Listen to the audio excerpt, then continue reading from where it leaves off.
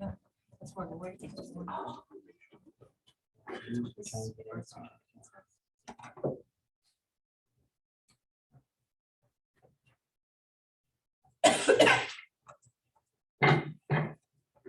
All right, 9 o'clock. We will call the meeting to order with the meeting properly noticed. Yeah, the one. Roll call. President, please. Motion to approve the agenda. Motion by Baker, second by Marge. Any discussions? All in favor, say aye. Aye. Opposed, same sign. Motion carried. Minutes from July 13. Mike Baker made the motion, seconded by Mr. Pease. Any discussion? Hearing none, all in favor say aye. Aye. Motion carried. Correspondence, We included it under district attorney. okay. Moving right along. Project status report, Kyle.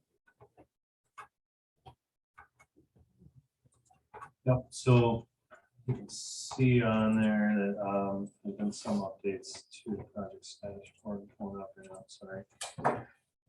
Whoops, I should probably talk to the mic, sorry. Yeah, you can see on there that there's been a few updates on there. Just we kind of leave it up to the department heads to update certain items on there. Were there any questions at all on the project status report as it relates to PS&J departments? Mr. Chair, Marge Edwards. Kyle, I noticed that, excuse me, the CCAT projects haven't been updated. Is there anything going on with them? That would be quick reports. We'll have to check with her. Oh, sure. Let's do that. Oh. Wasn't sure if you were here, Marie.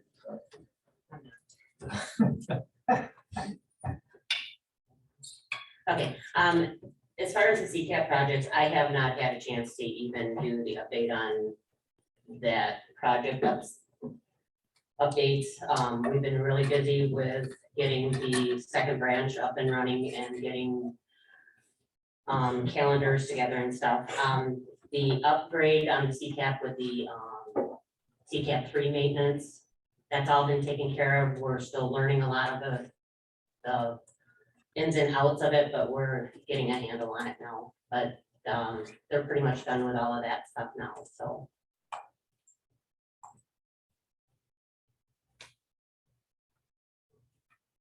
Okay, thank you.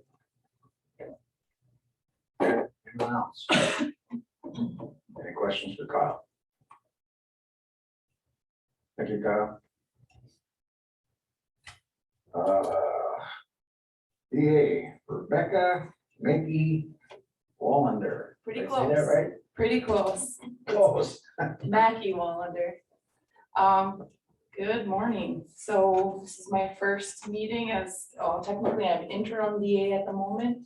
I get sworn in on September 1st, and then the official title will be district attorney. And we are, actually, the new Judge Bonnet is going to swear me in a court ceremony. We're just working out logistics on that yet. I just finished my first week as the interim DA, and everything's gone pretty smooth. Updates for our office, because there will be a lot of changes. Obviously, I'm new to the position. And we will have some new attorneys coming in as a result. So somebody will be replacing me as the deputy assistant district attorney, the county funded position. We have that position posted and it will close at noon today. There is a very qualified applicant, and I'm hoping to set up interviews pretty quick so that they can get started shortly after I technically vacate the county funded position. And then we also have posted the other ADA position, which is the state funded position.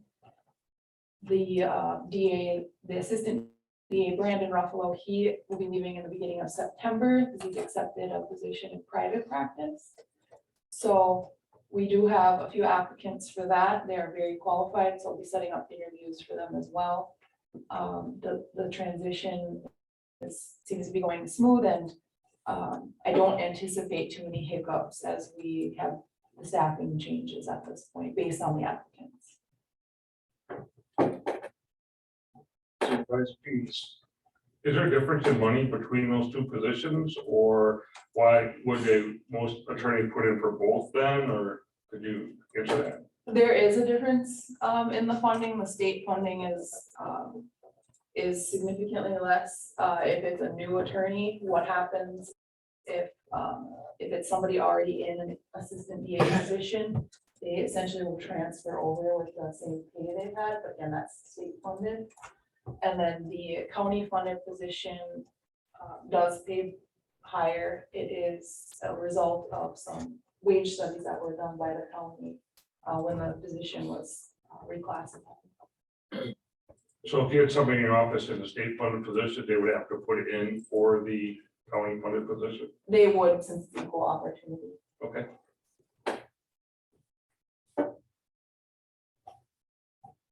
Other questions? So you're gonna have 2 openings in that office? Correct.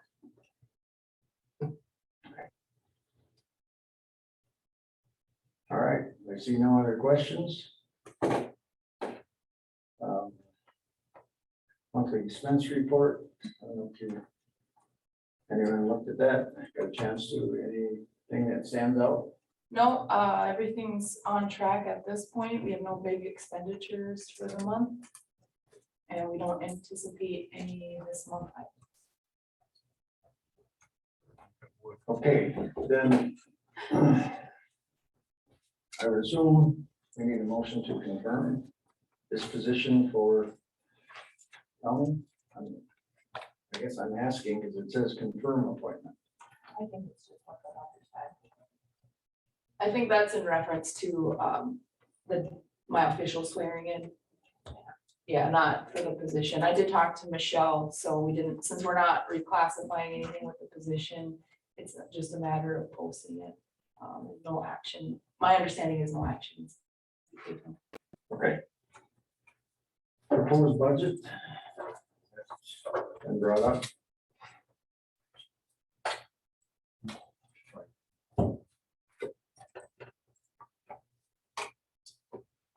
Yeah, so we got the wages and benefits updated, admin and finance, but everything else besides that, that would be information that the district attorney's office would be putting in.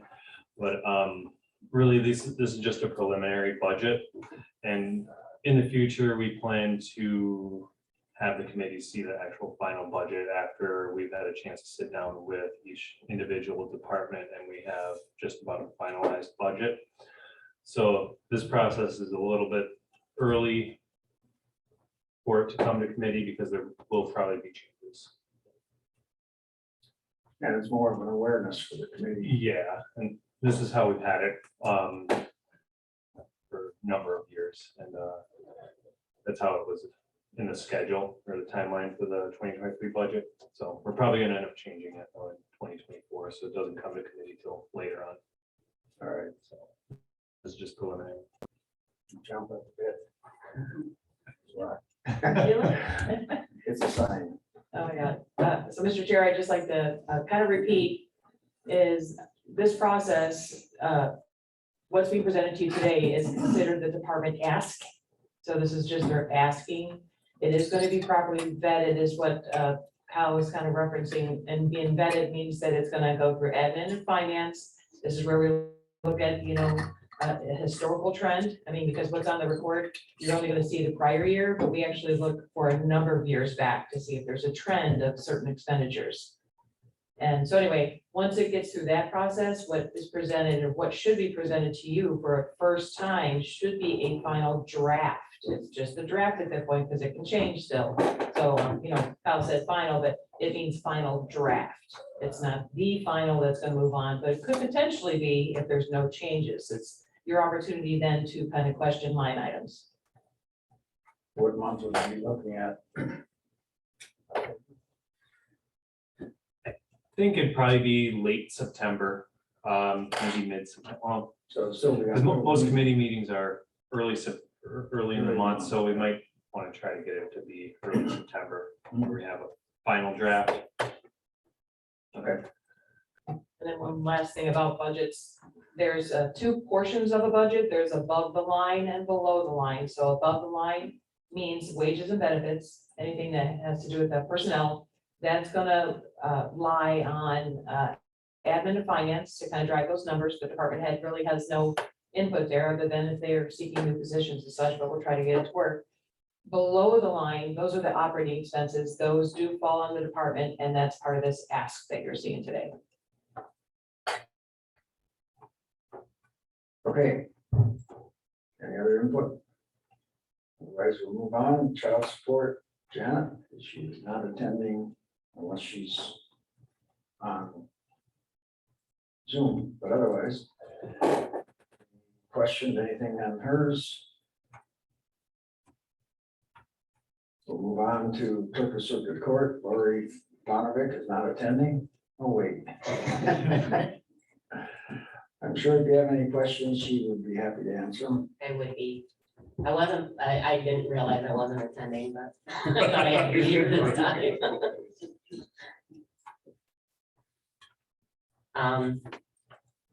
We've been pretty busy the last couple of weeks, obviously, with the new branch opening up, and Tanya's been in and, or Judge Bonnet has been in and out, kind of doing some shadowing, job shadowing and everything, that she's been kind of jumping in with both feet with signing some orders, and we went through transferring some caseload from Judge Wood to Judge Bonnet,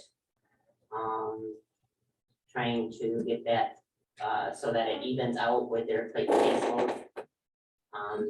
Obviously, because Judge Bonnet was a prior district attorney, there's a lot of the criminal cases that she can't touch per se. So Judge Wood will be handling all of those, and then Judge Bonnet will be taking more of the family and civil cases. But we're still working through all of that and trying to work out the calendaring schedules and stuff, so. Any other questions on the reports at all? Don't see any, Larry. Congratulations on getting onto the ticket for November. Thank you. There's a few little ones out there, though. All right, we will move on. Register and probate, Kathy Kobeck is not attending. Things jump out at you on the report. If not, we will move on. Emergency management, Jane Jervis, and she is here right in the front row. Good morning. Do you have any questions on my reports?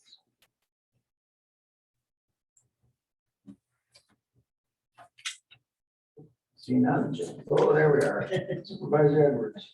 I don't necessarily have a question about your report, but as a one-person department, is there a plan if you're not available?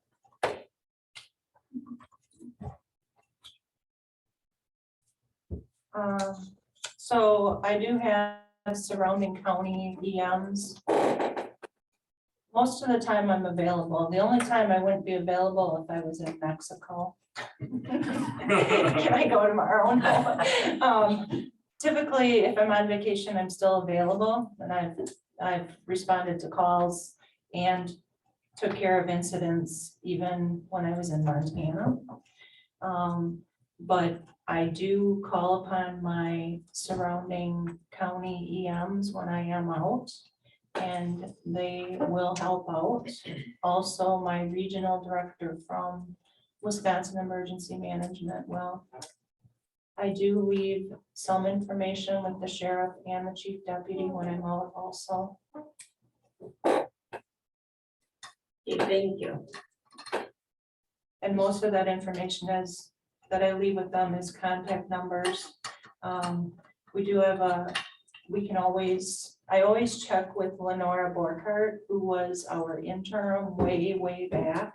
She also is a consultant, and she will always agree to fill in if need be when I'm out. And I leave those numbers with the sheriff and chief deputy also, but I also have my contact number. You do some, I'm sorry, you do some crossover with the sheriff's department also, right? I mean, there's, well, not, before you shake your head too much. But they have the ability to be on scene. They are on scene on a lot of these things, depending on what the incident would be, I would guess. The sheriff's department and the fire department are always typically, not always, but on scene at, it may be, not necessarily, if it was an incident, let's just say there was one at the rail yard once. The sheriff's office was not on scene on that one. It was a fire. They may be on scene, but then typically then they would be incident commander at that time. But then if fire comes in, it's gonna go into unified command. And then I'm notified if there's anything that's needed for resources, or I wouldn't say there's any crossover. They have to be on scene for that if they're called out, if they're paged out, say fire. This wouldn't be my first time I didn't have the right verbiage, by the way. So. Okay. They had something. Mr. Chair, I'd like to address, so Jane and I have had conversations about succession planning, because it is, when you have departments that are a one-person show, if you will, there is a risk, because, you know, eventually everyone's gonna retire, and we have to have some sort of plan to have a replacement. And we were just sort of bouncing ideas off each other one day about maybe potential shadowing, cross-training. But in the end, we do need to be concerned about succession planning. And it's not just her department, there are other departments that we'll have to look into to negate the risk in the future. Any other questions for Jane? Go ahead, Supervisor Peach. It's not for James, for what she just said. So would that include other trainings as well that we county would pay for to help that person along? Or is that would be on whoever doing that shadowing to take that upon themselves to get that type of training? Mr. Chair, so yes, there will be a financial support, but also the shadowing is kind of working. Hopefully, we have some internal candidates that want to be promoted up or, you know, become department heads. But, you know, like I think of Maryland too, she has part-time people that potentially could move up into the position. But so this is just something we have to kind of think and plan for the future. So just letting you know that it is on my mind and it's something we're addressing. Go ahead, Mr. Peach. Follow up. So if you have maybe two other employees possibly, do you open that up with a announcement that if you're interested in this training where you can put in for it, and then you do interviews and then pick somebody to, because I worry that we pre-select if we automatically just train one person. So I guess, how do you balance that? Mr. Chair. So being put on the spot here. So these are just open discussions that we're having, those are great ideas. And what I would say, as far as shadowing, it is an internal process. So those who are interested, there's a potential to shadow. I know with Maryland, you've got a number of people that could potentially shadow. So it's whoever's interested in shadowing, there's no cost to the county at that point. Where it becomes a cost to the county is when it's identified. Let's say that is our plan now. We have an official plan put together. Then a particular person would have to apply for that particular spot. Anything else? Anything else? I just Yes, wanted go ahead. to give an update, and it's not really an update, but as far as the Rome Tower lease agreement. I contacted court counsel again to find out if the Department of Administration attorney had contacted him.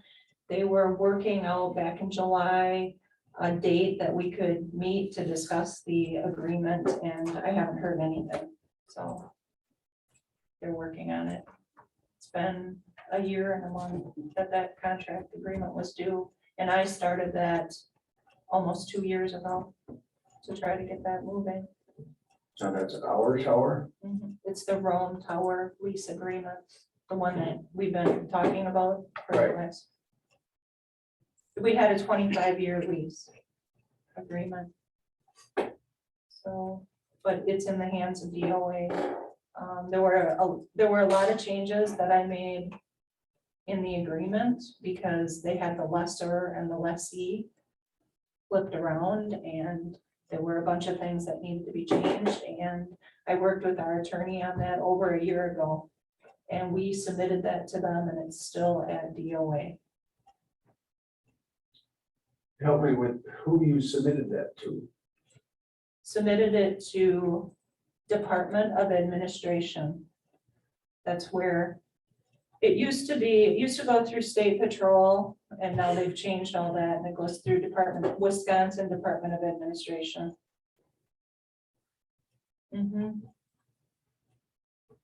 Okay, then. I don't know, I guess stay on them. Yeah. What else can you do? This needs to get squared away.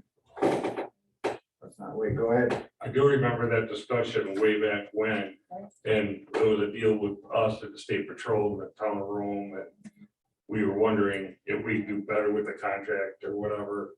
And it's been this long and we still don't have an answer. Right.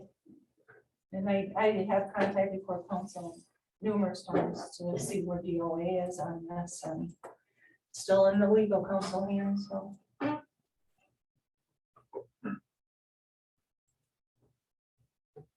Reason? No, they're legal counsel, so their attorney, DOA's attorney, So is there all they any, need to do is really just is there any sign it and get it back to us. financially, is there any impact?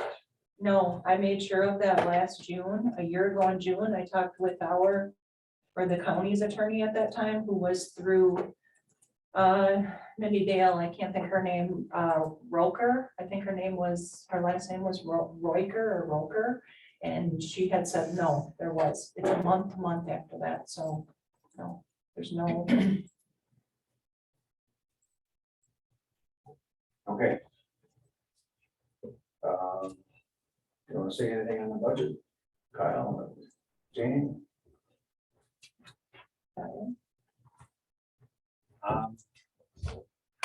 No, there's really not too much. It's just preliminary right now. We'll work with Jane on finalizing it. Okay. All right, thank you. Marilyn, medical examiner, Morning. nobody's shadowing you, are they? I had to say something. It occurs to me that my opening statement, I'm beginning to sound like a broken record every month, but we had a very busy July.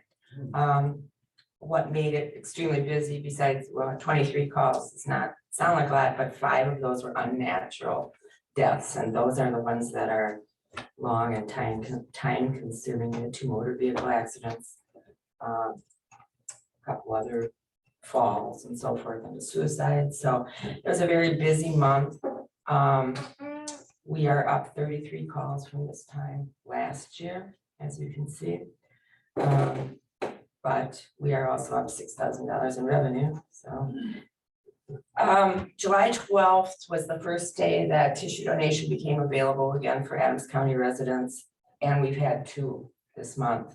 And that actually generates more revenue now for the county because we no longer have to pay Roseberry for a facility usage fee.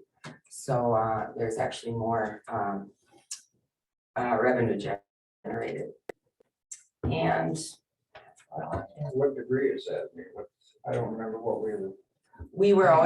we got 550. The contract is for 750. We paid $200 to Roseberry's for facility usage, which is water and lights. We no longer are paying them anything because it's done at the hospital, and ATSF pays the hospital fees. So the county gets $750.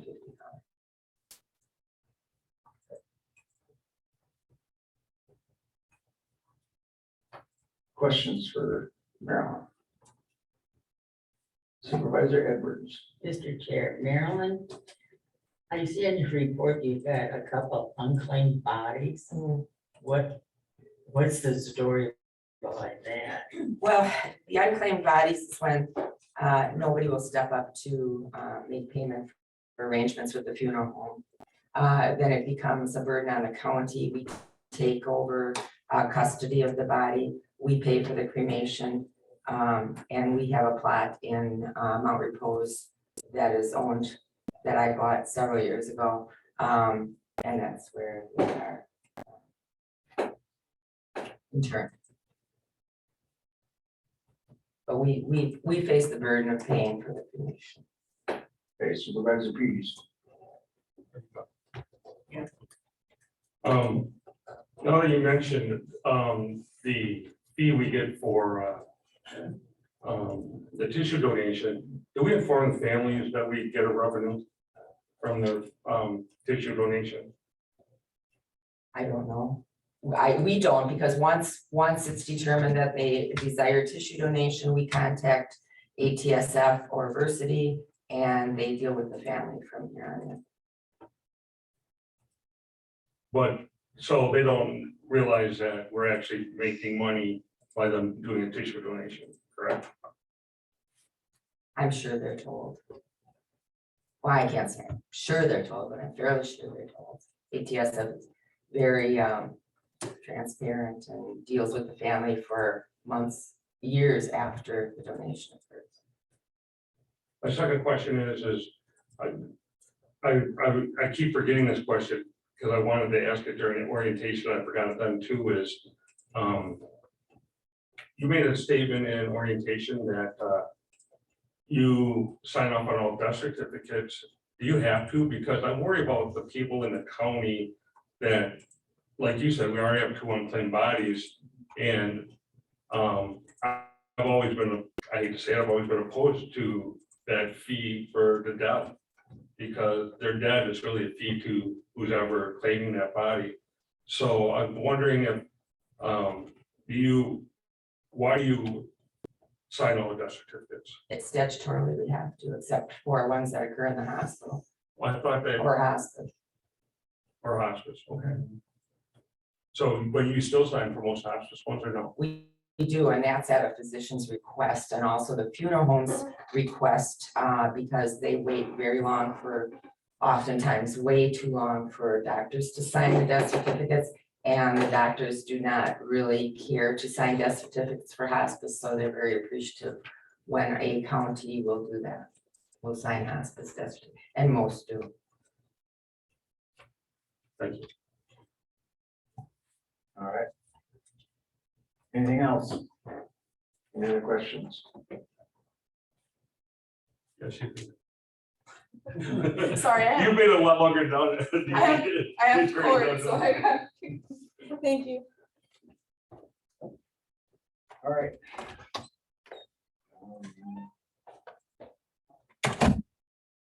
Anything else? We read that. Then move on. Can we talk about our budget for a second? Sure.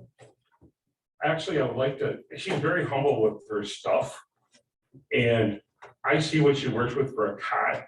And I would like to see her actually get a decent cot for her new vehicle. Because she's working with something that's from the 60s. And if that ever breaks, I don't know what she would do because she has no backup. And I really believe that that should be put into her budget as a capital item so she can get something that's decent. That's my own opinion. I don't know if she wants to comment. I appreciate that opinion. It's true. I mean, it's functional, but it's not. It don't last much long. No. You ever ridden in the back of an ambulance? They could use a little more cushioning. But I tell you, I don't think the cushioning's a problem. But Comfort is not a question. I see what she works with, and she definitely needs an upgrade, and I'd like to see that put in her budget if possible. okay, somebody better make a note of that. Cynthia? Mr. Chair. So I encourage with that, I encourage because at this point in the process of the budget, this is the department head's ask. If there's no harm in asking for particular needs, if you have a need, we will try to make it work, right, in the budget process. So not just Maryland, but others, this is your opportunity to ask for things that you need. We'll kind of whittle it down as we can afford stuff. So absolutely share that information with us if you have specific needs. Thank you. You had to say that before the sheriff came on, didn't you? Sheriff York, you had a question or? I would, I've actually talked to Marilyn about this in the past, and because most of the time, my deputies are the ones that are helping load that, and one workman's comp claim for a back injury would pay for that journey. So I would absolutely support that. The newer ones are automatic, there's a button that raises it. And right now, we're picking up the weight of what's on the gurney, putting it in the back of the van. So I would absolutely support that. Mr. Chair, Yeah. I just have a question. How much are those? Well, we're talking two different things. I know Brett would like to, and I would as well, those striker cuts that they use in the backs of ambulances for hydraulic. Those run $33,000. A cot, the newer cots, which you would still have to lift the body onto the cot, but as far as raising the cot, that can be done by one person on the newer ones, I think, right, Rick? You Yeah, raise that's the- right. You go end to end. Yeah, and those are like $4,000, Between 4 and 7, I think. right? I think we just looked into some, actually. The problem with the striker hydraulic, why it would really save backs and so forth, it is heavier to lift into a home or more difficult to get into a home. You know, when you're dealing with a patient, for an ambulance, for example, they can help the person onto the striker. You know, the person's not gonna help get onto the cot in this case. So there would still be some lifting even with that, and it would be the striker, the more expensive one, really nice to get into the vehicle, but much heavier to go up and down stairs. And that kind of I agree with Marilyn. I've been to many steams and even to go across the grass with one of the electric ones would be really tippy. So I think just a normal striker cot would, as much as I would love to have an electric one, I don't think that's gonna happen in my future either. But when you're extracting a body out of a home, and again, you're dealing with hallways and doors and so forth. You get, I guess for my own information, do you get first responders or anyone to help? Generally, no, law enforcement does help immensely. We're able to get that cot real close to, you know, where we want it. Still have to go downstairs and so forth with cot. But no, if somebody is very, very heavy, we have called on volunteer fire to come for a lift assist, they call it. Anything else from Maryland? Thank you, Maryland. Moving on. Sheriff York. Hi, good morning, everyone. So starting off my report, this bookings, we had 120 bookings for the month of July. And I think we had 1,319 calls for the month of July as well. And that is, it's like page 15 is the total. Otherwise, they're separated out by townships, calls for service. And then just continuing moving on, the next, so page 16 is our revenues for housing, probation parole. And then average daily populations. And then it goes into the expense and revenue reports.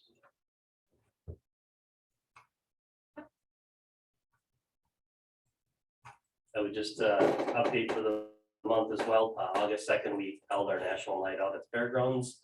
It was a pretty good turnout overall. And the August 2nd and 4th, we also did our tactical response training at the school district, which was also with the City of Adams Police Department, Town Rome Police Departments for that training date. Any other questions with that? Vice Edwards. Sheriff, the numbers that you provide us on the calls, like the 1,300, they're interesting.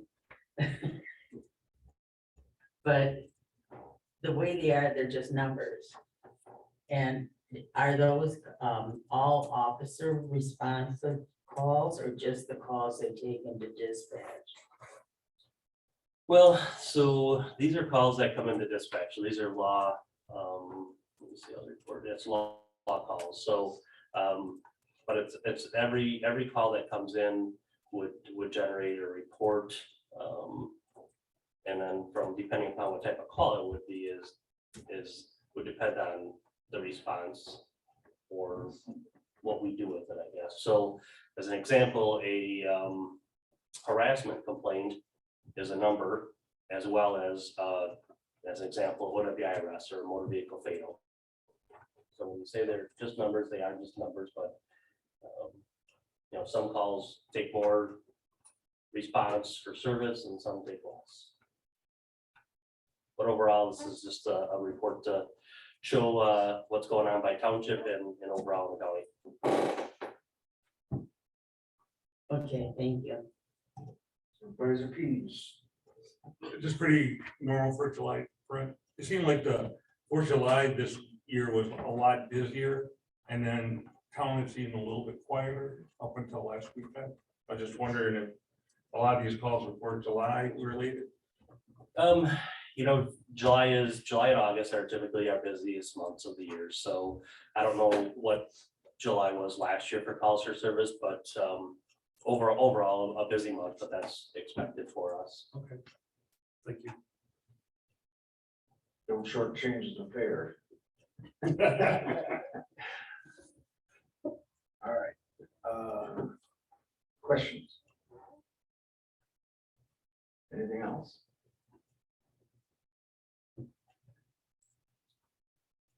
Okay, go ahead, Brent. So the next thing is for the budget, just to touch on that.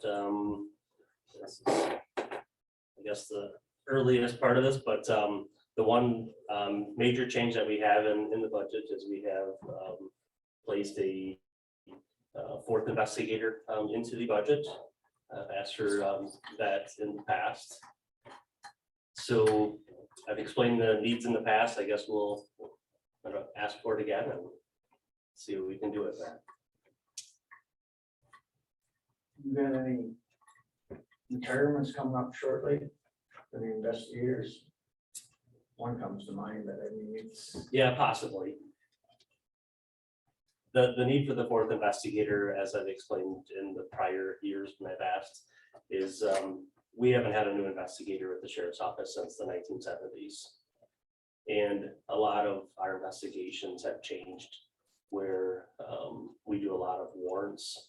So with a typical drug case, we're doing warrants for cell phones, computers, GPS tracking devices, all kinds of different things. All of that requires a lot more time to type the warrant and then to decipher it. So as an example, if we collect a cell phone in a drug case and we download it, we could get 10,000 pages of a PDF report that we have to read through, decipher, and write a report on. It's very timely. In 1970, we obviously didn't have that. So the job has changed a lot with technology, and the investigators spend a lot more time doing digital forensics in a sense than interviews and things like that, because of obviously times have changed in almost 50 years, 40 years. Almost 50 years. Please. So what you said, we haven't changed it 70, you mean, there's 3 detectives in the 70s, and there's still 3 now. Right. You know, I would think the same person now, so. Yeah, as far as our department, the best that we can go back and tell, and it may be further than that, I don't know, but the best that we can tell is from the 70s, there was 3, and there's still 3 today. How you doing on the gasoline budget for vehicles? I would defer that to Chris. We're not over yet, I don't think. No, we're not over yet, but I guess my projection is we'll probably end up about $40,000 over by the end of the year. Roughly. Our plans will make up for that with savings from changing the jail medical treatment service. Save about that. About 40 grand. So. And you're reflecting in the new budget, higher fuel costs. Yeah. Yeah. One more Budget comment. fees. I also like to say, it was nice to Dave Carlson on the Channel 7 News about their training. We can laugh about it, but it really put the county and even the school district that we are prepared if an active shooter happens here. And I appreciate that they did 2 days of training, so everybody in the department got the training. And it was really funny after they did a story on us, then they went to the Wausau School District and Quick said, well, they're doing training too. I think sometimes they don't look like what's good in Adams County and that we're doing things the right way here. And it was nice to see that actually. I was glad somebody in your department must have contacted them so they came down to take a look and see what we're doing. So good job, Dave. At Channel 9, we posted on our Facebook page just a notice to the community that we'd be training at the school. So if they saw any vehicles or us in SWAT type clothing, guns, things like that, that it was a training exercise. News Channel 9 then contacted us. I had previously contacted our local newspaper, and a reporter was there that on Tuesday, the whole day, to do an article, and it should have been in yesterday's paper on that. So That's good to know. I mean, that we're trying to combat some of these different things that happen, issues that happen, and credit to you guys for doing that. thanks. The other thing that we do with the school is we do active shooter training with all the new teachers. So we coming up here just before the start of the school year. We will go over there and be part of the orientation with the new, or I guess all the teachers. So. The other thing I had with the budget is it's not in here, but we're still, I guess, mulling it around, is a change in the dispatch schedule, and that would have a financial impact. Currently, we work, the dispatchers work 8-hour shifts, and 1 day a week, we have 3 dispatchers on the schedule, which isn't, I guess, overly productive for us. And so we're looking at changing the schedule to a 12-hour schedule. But that is obviously has a price tag with that. So we're still looking at options with that, other schedules, and seeing if that will work for us or not. Much trouble hiring dispatch? Right now, we have 1 vacancy, but the new person starts on the 22nd, I believe. Yes. So we would be back full staff, but we didn't lose a dispatcher to another county because of our schedule, our 8-hour schedule. Most of them want 12s, and we might lose another one if we don't go to 12s. So we're looking at all the possibilities around that 12-hour schedule, because that also brings some different scheduling, I guess, conflicts with us, or, you know, if somebody calls in sick, it's harder to fill sometimes, and there's more hours, so that's why it costs more money. But what we don't really see is that third dispatcher is working and they're working at a time that we necessarily don't need a third dispatcher, so that was, so we'll kick that around in the next process, I guess.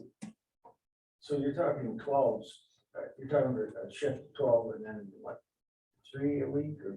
So there's, so 12-hour shifts, there would be, it needs, for that schedule to work, there needs to be 8 dispatchers, we have 9 dispatchers. And so we go from 8-hour shifts to 12-hour shifts. So there'd be 2 or 4 groups of 2 on the different schedules of how that would work. And so we'd have 1 extra that would be a floater that hopefully will would reduce overtime.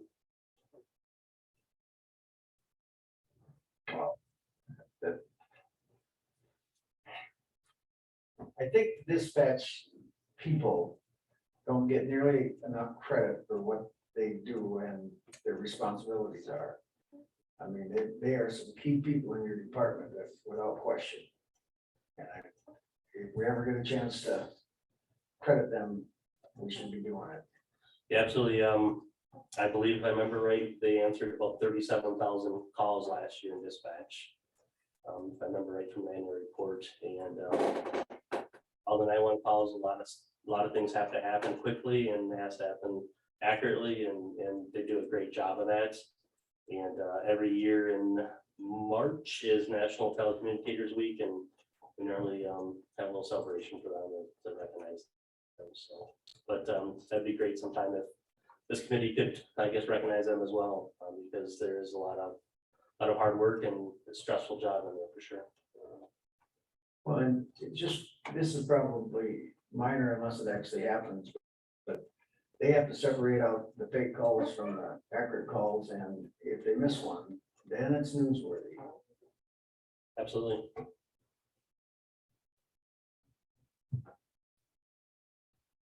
Anybody else? It's awful quiet on this side of the room. Oh, wait, yeah, there's Marge.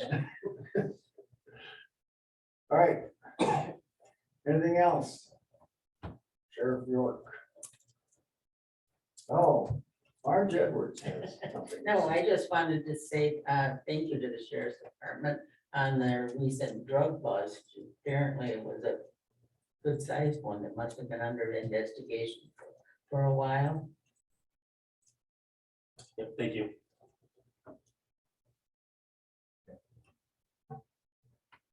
All right. Well, if that's it, then anything upcoming items? By Cynthia or myself. Otherwise, next meeting date.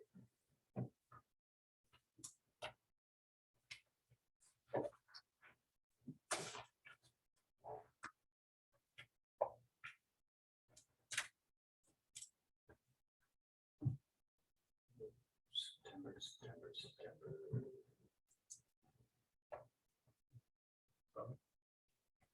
Yeah, I'm just seeing what that is. Board adjustments, planning and zoning. And we can do it on the 7th, can't we? No. That's only the first week in September. Well, that is only Yeah, 14. 14.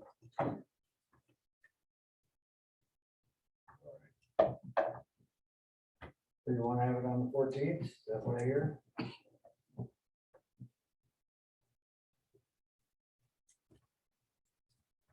Got it down. 9 a.m. With that, thank you all for attending. And